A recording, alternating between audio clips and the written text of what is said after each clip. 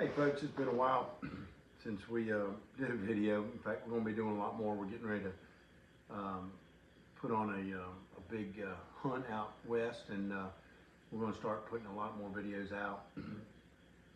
Kind of had a few things going on over the last year, some family things that have prevented us from moving ahead on some projects, but now that is all behind us, and we look forward to getting some good content out there for you folks.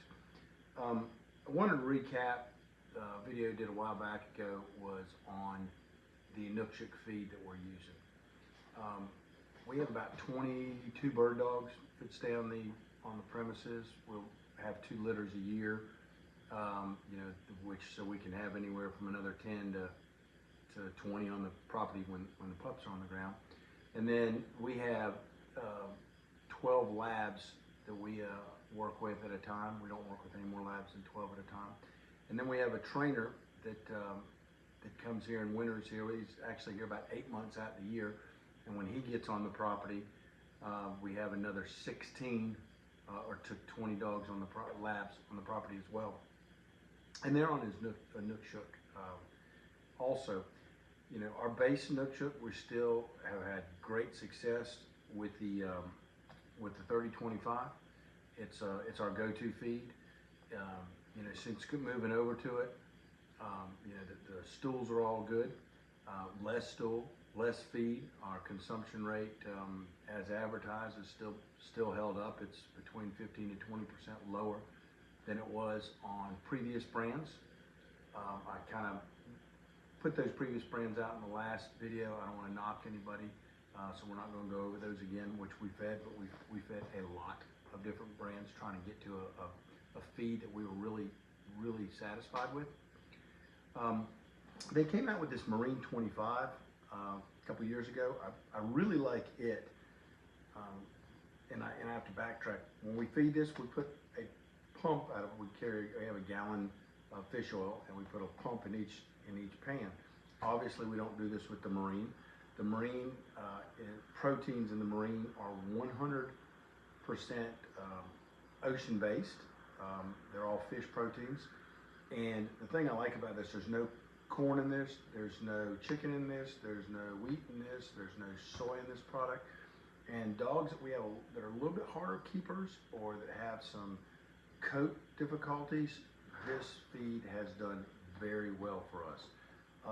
We do have a few picky dogs that it takes them a little while to adjust to it. They don't like it as much as they did this when they moved over.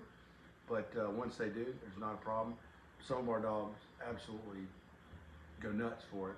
It's got kind of a fishy scent even when you open it up. But I really like the fact that it is no wheat, no corn, no soy product. Then the 2616, we use this for dogs that we aren't working as hard. We'd use this a lot of times in the summer for our bird dogs that are not putting on the miles that they do during the winter months and during the fall months. The other thing that we found that's really useful for is with our lab puppies. We don't want to put too much weight on these lab puppies early.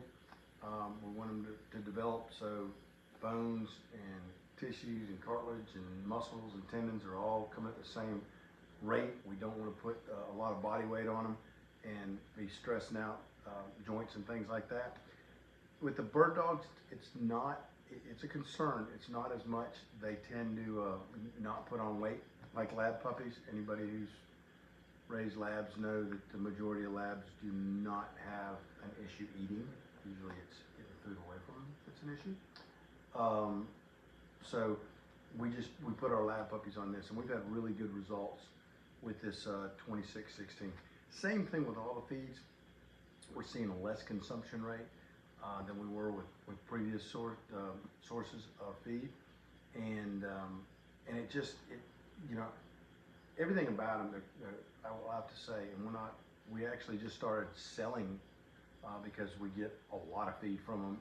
We're in the dog shop right now, and so I have to apologize for the not great backdrop and everything, but this is where we keep all the feed. We keep 3 or 4 pallets of feed at a time, and I like the packaging.